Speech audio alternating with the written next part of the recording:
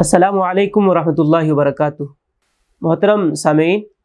تذکیر بالقرآن کے 16ویں ایپیسوڈ میں آپ کا استقبال ہے۔ انشاءاللہ آج ہم سورۃ اللیل کا ترجمہ اور اس کی مختصر تشریح پیش کریں گے۔ تلاوت سے ہم اس کا آغاز کرتے ہیں۔ اعوذ باللہ من الشیطان الرجیم، بسم اللہ الرحمن الرحیم۔ واللیل اذا یغشی والنہار اذا تجلی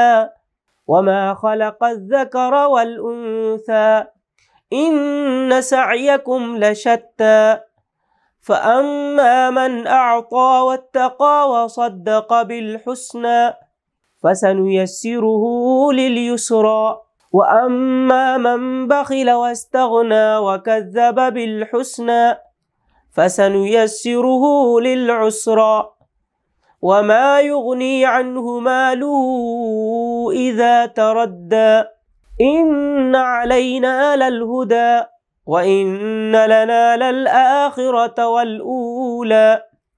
فأنذرتكم نارا تلظى لا يصلاها إلا الأشقى الذي كذب وتولى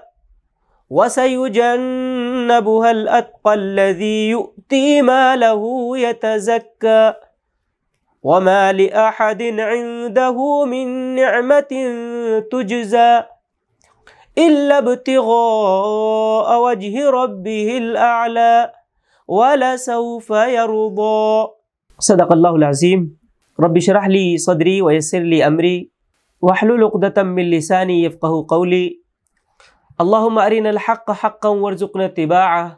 وارنا الباطل باطلا وارزقنا اجتنابه اللہم وفقنا لما تحب وترضى۔ محترم سامعین، سورۃ اللیل یہ مکی صورت ہے، اور اس سے پہلے جو صورت گزری ہے سورۃ الشمس، تو سورۃ الشمس اور سورۃ اللیل مضمون کے اعتبار سے بہت ہی مشابہ معلوم ہوتی ہیں، یعنی یہ کہہ سکتے ہیں بلکہ ایک دوسرے کی تفسیر ہے، اور اسی لیے دونوں کا جو زمانہ نزول ہے وہ بہت ہی قریب ہے۔ اس صورت کے اندر اس کا جو موضوع ہے وہ زندگی کے دو مختلف متضاد راستوں کا فرق اور دونوں کے انجام کو گویا بتانا ہے۔ اس صورت کے بھی ہم دو حصے کرتے ہیں کہ اس کے دو حصے ہیں۔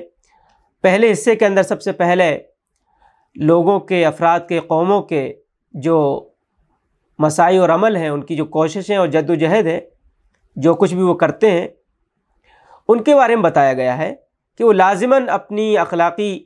نوعیت کے لحاظ سے بالکل اسی طرح مختلف ہیں جس طرح سے کہ دن اور رات اور نر اور مادہ، یعنی دونوں متضاد ہیں، اور دونوں کی جو اثرات ہیں، دونوں کی جو نتائج ہیں وہ بالکل متضاد ہیں، الگ ہیں۔ اور دوسرے حصے کے اندر بھی چند حقیقتیں بہت ہی اختصار کے ساتھ بیان کر دی گئی ہیں۔ ایک یہ کہ اللہ تعالیٰ نے اس دنیا کو امتحان گاہ بنایا ہے، جس میں انسان کو بھیجا ہے، تو اللہ تعالیٰ نے یہ اس ذمہ لیا ہے کہ اس کو، یعنی انسان کو بتا دے گا کہ زندگی کا راستہ صحیح کون سا ہے اور غلط راستہ کون سا ہے۔ اسی طرح اس صورت کے اندر یہ بات بھی بتائی گئی ہے کہ دنیا اور آخرت کا مالک اللہ ہی ہے، جو کچھ مانگنا ہے اللہ ہی سے مانگنا ہے، جو کچھ دے سکتا ہے وہ اللہ ہی ہے، اس لیے کہ وہی خالق اور وہی مالک اور وہی رب ہے، تو ہر حال میں اسی کی طرف رجوع کرنا ہے، اسی کی طرف پلٹنا ہے۔ اور ایک تیسری حقیقت جو بیان کی گئی وہ یہ کہ جو بدبخت ہوگا اور جو شقی ہوگا، جو بھلائی کو جھٹلائے گا، اس بھلائی کو جسے رسولوں کے ذریعے، کتابوں کے ذریعے اللہ تعالیٰ نے بتا دیا اور اس سے منہ پھیرے گا، اس کی باتوں کو پس پش ڈال دے گا، تو اس کو جہنم کی آگ میں ڈال دیا جائے گا۔ اور جو اس بھلائی کو سچے دل سے تسلیم کرے گا، اس کو اللہ تعالیٰ بہت ساری نعمتوں سے نوازیں گے، اور اللہ تعالیٰ اتنا نوازیں گے کہ انسان اس کا اندازہ نہیں کر سکتا۔ اللہ تعالیٰ اس سے راضی ہوں گے، وہ اللہ سے راضی ہوگا۔ تو فرمایا گیا، قسم سے اس صورت کا آغاز ہوتا ہے کہ قسم ہے رات کی جب کہ وہ چھا جائے، اور دن کی جب کہ وہ روشن ہو، اور اس ذات کی جس نے نر اور مادہ کو پیدا کیا، در حقیقت تم لوگوں کی کوششیں مختلف قسم کی ہیں۔ تو یہ ہے وہ بات اصل جس پر قسمیں کھائی گئیں۔ مطلب یہ ہے کہنے کا کہ جس طرح دن اور رات، نر اور مادہ ایک دوسرے سے متضاد ہیں، ایک دوسرے سے مختلف ہیں، لیکن ان کے جو نتائج ہیں، ان کے جو فائدے ہیں، اپنی نوعیت کے لحاظ سے بالکل مختلف ہیں، الگ الگ ہیں۔ جیسے کہ ایک جنس سے ہیں، مرد اور عورت ہیں، لیکن دونوں کے جو الگ الگ کام، دونوں کے بالکل جو نتائج ہیں وہ بالکل الگ ہیں۔ اسی طرح سے رات اور دن کا معاملہ ہے کہ وہ اسی کائنات میں ہیں، دن بھی ہے رات بھی ہے، لیکن دونوں کے فائدے الگ الگ ہیں۔ آگے انسان کی جو کوششیں ہیں وہ اس کے گویا نتیجے بتائے جائیں گے۔ فرمایا گیا در حقیقت تم لوگوں کی کوششیں مختلف قسم کی ہیں۔ انسانی کوششوں کی ایک قسمت تو یہ ہے کہ انسان زرپرستی کے اندر مبتلا نہ ہو،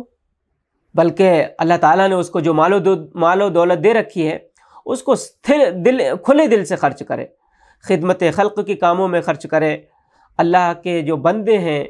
جو کمزور طبقات کے لوگ ہیں ان کے اوپر خرچ کرے، نیکی اور بھلائی کے کاموں میں بڑھ چڑھ کر حصہ لے۔ دوسرے یہ کہ اس کے دل میں خدا کا ڈر ہو، خدا کا خوف ہو، وہ اخلاق، اعمال، معاشرت، معیشت، یعنی زندگی کا کوئی شعبہ نہ ہو، یعنی زندگی کے تمام شعبوں میں، ہر شعبے میں ان کاموں سے بچے، ان کاموں سے پرہیز کرے جن سے خدا کی ناراضگی جن سے خدا تعالیٰ ناراض ہو سکتا ہے، خدا تعالیٰ کی ناراضگی کا جو چیزیں، جو باتیں موجب بنتی ہیں۔ تیسرے یہ کہ وہ بھلائی کی تصدیق کرے۔ اب یہ بھلائی کا جو لفظ ہے بہت ہی وسیع معنی رکھتا ہے اپنے اندر، جس میں عقیدے، اخلاق، اعمال، یہ باتیں شامل ہیں۔ تو فرمایا گیا آگے، تو جس نے راہ خدا میں مال دیا اور خدا کی نافرمانی سے پرہیز کیا اور بھلائی کو سچ مانا، اس کو ہم آسان راستے کے لیے سہولت دیں گے۔ اس کے معنی یہ ہے کہ جب وہ بھلائی کی تصدیق کر کے یہ فیصلہ کر لے گا کہ میرے لیے لائق راستہ، صحیح راستہ، سیدھا راستہ یہی ہے اور برائی کا راستہ میرے لائق نہیں ہے، اور پھر وہ عمل بھی اپنا اسی اعتبار سے کرے گا، یعنی عملی جد و جہد، عملی کوشش بھی اس کی ویسی ہوگی کہ وہ مالی قربانی بھی دینے کے لیے تیار ہوگا، جانی قربانی دینے کے لیے بھی تیار ہے، اور تقویٰ کی زندگی پوری اختیار کر کے گویا یہ ثابت کر دے کہ اس کی تصدیق بالکل سچی ہے۔ مال حرام اس کے سامنے اگر آ رہا ہے تو اس کو آگ کا انگارہ سمجھے، اس کو جہنم کا سمجھے کہ یہ تو مجھے جہنم میں لے جانے والی چیز ہے، اور اس سے بچے، اجتناب کرے۔ اسی طرح سے بہت سے مواقع بد کرداری کے آ جائیں تو ان سے بچے، ایسا نہیں کہ فائدہ اور لذت حاصل ہو سکتا ہے، اس کو اختیار کر سکتا ہے، لیکن وہ اس سے بچے، اس سے بھاگے، اس سے دور ہو، اس سے اجتناب کرے، اس کو یہ احساس ہو جائے کہ یہ تو چیز مجھے بالکل جہنم میں لے جا کر ہی رہے گی۔ اسی طرح سے نماز کا موقع آ جائے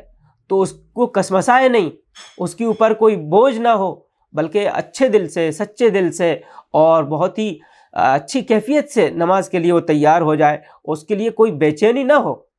اللہ تعالیٰ نے مال دیا ہے تو زکوٰۃ دیتے ہوئے وہ یہ محسوس کرے کہ اس سے تو میرا تزکیہ ہوگا، میرے مال کا تزکیہ ہوگا۔ یہ نہیں کہ جب موقع آئے تو بس ٹال مٹول کرے اور حساب لگائے، اور کوئی مانگنے والا آئے تو کوئی انفاق نہ کر رہا ہو، ہے نا، بلکہ مانگنے والے کے لیے جب اپنی جیب میں ہاتھ ڈالے تو سب سے چھوٹا نوٹ دیکھ رہا ہو۔ تو اس طرح سے وہ اپنے آپ کو گویا ثابت کرے۔ تو یہ وہ بات ہے جس کو گزشتہ یعنی پچھلی صورتوں میں، اس ایک صورت میں اس کو دشوار گزار گھاٹی کہا گیا تھا سورہ بلد کے اندر۔ تو انسان جب تک اس کو اختیار نہیں کرتا ہے تو اس وقت تو اس کو یہ دشوار گزار گھاٹی لگتی ہے، لیکن چونکہ اس کے آگے خواہشات آ جاتی ہیں، شیطان آ جاتا ہے، بال بچے آ جاتے ہیں، تو اس لیے اس کو دشوار گزار گھاٹی یہ لگتی ہے، مشکل لگتی ہے۔ لیکن جب انسان پورا عزم کر لیتا ہے، پختہ ارادہ کر لیتا ہے، تو پھر یہی چیز اس کے لیے آسان ہو جاتی ہے۔ اس کے برعکس اب آگے جو شخص ہے اس کے بارے میں بتایا گیا ہے، اور جس نے بخل کیا، بخل کنجوسی، یعنی بخیل آدمی اس کو ہم کہتے ہیں عام طور پر جو نہ اپنے اوپر خرچ کرے نہ اپنے بال بچوں پہ کرے، بلکہ سیت کے رکھے، سیت کے رکھے، روپیہ ایک ایک روپیے کو گاڑ کے جس کو کہتے ہیں رکھے، سیت کے رکھے، تو ہم اس کو بخیل سمجھتے ہیں عام طور پر۔ لیکن بخیل صرف وہی نہیں ہے، بخیل اس کو بھی کہا جاتا ہے، بخیل وہ بھی ہے کہ اس کے پاس مال و دولت ہے لیکن وہ اپنی عیاشیوں میں خوب خرچ کرتا ہے، خوب پیسہ لوٹاتا ہے، خوب شادی بیاہ کے اندر فضول خرچیاں کرتا ہے، لیکن جب دین کا معاملہ آتا ہے، دین کے اوپر خرچ کرنے کا معاملہ آتا ہے، دین کے لیے خرچ کا معاملہ آتا ہے، بندوں پر خرچ کا معاملہ آتا ہے، خدمت خلق میں دینے کا معاملہ آتا ہے، تو وہاں پر خرچ نہیں کرتا ہے، وہاں پر پھر حساب کتاب جو ہے لگانے کے لیے بیٹھ جاتا ہے۔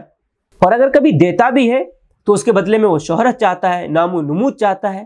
اس کے اندر ریاکاری ہوتی ہے، دکھاوا ہوتا ہے۔ اگر وہ چندہ دیتا ہے تو وہ سوچتا ہے کہ اس کا چندہ چھپے، لوگوں میں اس کی شہرت ہو، تو یہ کرتا ہے۔ تو یہ شخص بھی بہت بڑا بخیل ہے۔ اور جس نے بخل کیا اور اپنے خدا سے بے نیازی برتنے سے مراد یہ ہے کہ آدمی دنیا ہی کے جو فائدے اور لذتیں ہیں انہی کے لیے اس کی ساری محنت ہو، ساری کوشش ہو، ساری تگ و دو اسی کے لیے کرتا ہو، اور مقصود وہی ہو، یعنی دنیا ہی اس کا جو ہے مقصود و مطمع نظر ہو، اور خدا سے بالکل بے نیاز، مستغنی، یعنی اس کو کوئی پرواہ نہیں اللہ تعالیٰ کی کہ اللہ تعالیٰ اس کے اس کام سے، ان کاموں سے خوش ہو رہا ہے یا ناراض ہو رہا ہے، بالکل اللہ تعالیٰ سے بالکل بے پرواہ ہو وہ شخص۔ تو اسی کو کہا گیا، اور اپنے خدا سے بے نیازی برتی اور بھلائی کو جھٹلایا۔ اس کے معنی یہ ہیں کہ اللہ تعالیٰ گویا اس سے سلب کر لی گئی توفیق، بھلائی کے راستے پر چلنے کی توفیق سلب کر لی گئی، چھین لی گئی۔ مثال سے یوں سمجھ سکتے ہیں کہ اذان ہو رہی ہے، مؤذن اللہ اکبر کی صدا مسجد سے لگا رہا ہے، لیکن اس کے کان پر جو نہیں رنگ رہی ہے،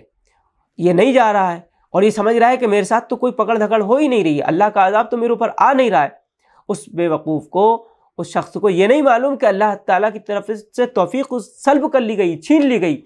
اللہ تعالیٰ کی طرف سے گویا اس کے اوپر پھٹکار ہے، دھتکار ہے کہ اللہ تعالیٰ اس کو اپنے گھر ہی نہیں بلا رہے ہیں۔ تو ایسے شخص سے توفیق سلب کر لی جاتی ہے نیک کاموں کی،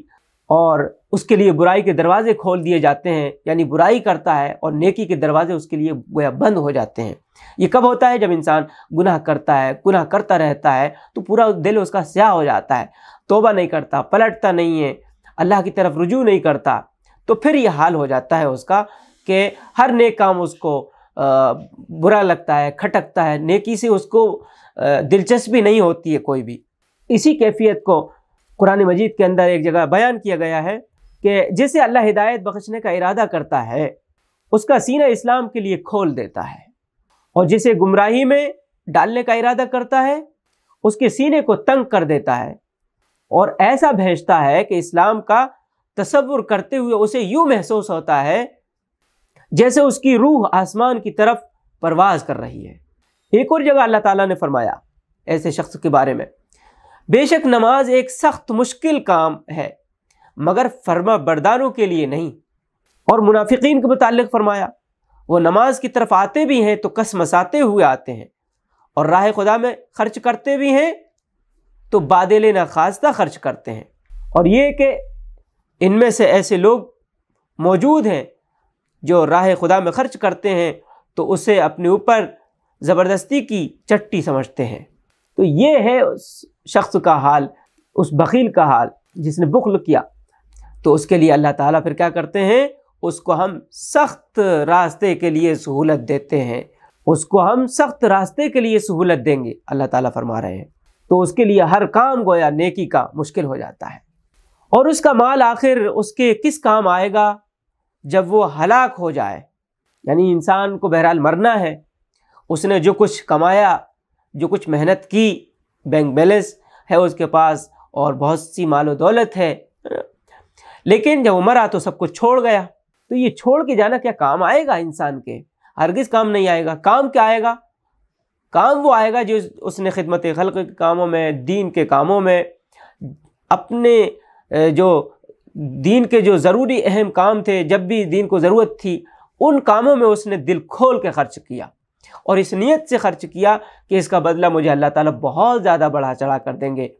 جس کا انسان تصور نہیں کر سکتا۔ لیکن اگر انسان یہ سب نہ کرے، بخل سے کام لے،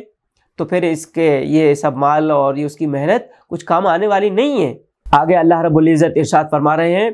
بے شک راستہ بتانا ہمارے ذمہ ہے، یعنی اللہ تعالیٰ نے انسان کو پیدا کیا ہے تو پیدا کر کے ایسے چھوڑ نہیں دیا ہے، بلکہ اللہ تعالیٰ نے اپنے اوپر ذمہ داری لی ہے کہ اللہ تعالیٰ اس کو صحیح راستہ بتا دیں گے کہ نیکی کا راستہ کون سا ہے، بدی کا راستہ کون سا ہے، اس میں انسان کا فائدہ کس میں ہے، کس راستے پر چلنے میں اس کا نقصان ہے۔ تو گویا اللہ تعالیٰ نے انسان کے اوپر یہ احسان کیا ہے کہ صرف پیدا کر کے اس کو چھوڑ نہیں دیا کہ انسان جیسے چاہے زندگی گزارے، اس ٹامک ٹوئیاں کھاتا پھر، ایسا اللہ تعالیٰ نے نہیں کیا۔ یہ اللہ تعالیٰ کا فضل ہے، اس کا کرم، اس کا احسان ہے۔ اور فرمایا، اور در حقیقت آخرت اور دنیا دونوں کے ہم ہی مالک ہیں، دونوں جہان کے مالک اللہ تعالیٰ ہی ہیں۔ یعنی اگر مانگنا ہے تو اللہ ہی سے مانگنا پڑے گا، دنیا اگر مانگنا ہے، دنیا چاہتا ہے انسان تو پھر بھی وہ اللہ تعالیٰ ہی دے سکتے ہیں، تو اللہ تعالیٰ ہی دنیا دیں گے۔ اور اگر آخرت کی بھلائی چاہے گا تو پھر آخرت اللہ تعالیٰ دیں گے، آخرت کے فائدے اس کو ملیں گے۔ تو اب انسان کے اوپر ہے کہ وہ اس کو مانگنا کیا ہے، انسان کو مانگنا کیا اور کتنا مانگنا ہے، یہ انسان کے اوپر ہے۔ اللہ تعالیٰ نے ایک جگہ ارشاد فرمایا کہ سورہ آل عمران کے اندر اللہ تعالیٰ ارشاد فرما رہے ہیں، وَمَن يُرِدْ ثَوَابَ الدُّنْيَا نُؤْتِهِ مِنْهَا وَمَن يُرِدْ ثَوَابَ الْآخِرَةِ نُؤْتِهِ مِنْهَا۔ جو شخص ثواب دنیا کے ارادے سے کام کرے گا اس کو ہم دنیا ہی میں سے دیں گے، اور جو ثواب آخرت کے ارادے سے کام کرے گا اس کو ہم آخرت میں سے دیں گے۔ ایک اور جگہ سورہ شورى میں اللہ تعالیٰ نے فرمایا، من كان يريد حرث الآخرة نزد له في حرثه ومن كان يريد حرث الدنيا نؤته منها وما له في الآخرة من نصيب۔ جو کوئی آخرت کی کھیتی چاہتا ہے اس کی کھیتی کو ہم بڑھاتے ہیں، اور جو دنیا کی کھیتی چاہتا ہے اسے دنیا ہی میں سے دیتے ہیں، مگر آخرت میں اس کا کوئی حصہ نہیں ہے۔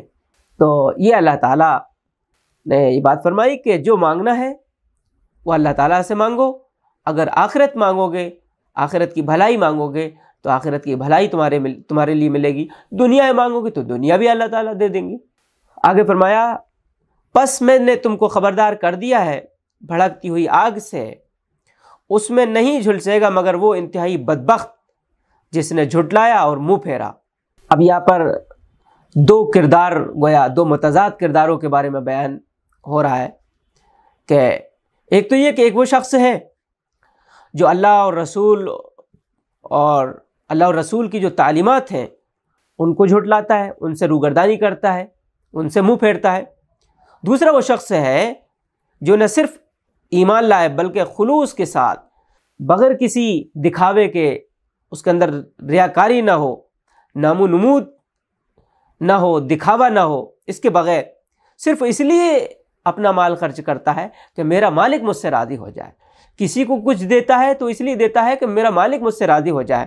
کسی کو کھانا کھلاتا ہے تو اس لیے کھلاتا ہے کہ میرا مالک مجھ سے راضی ہو جائے۔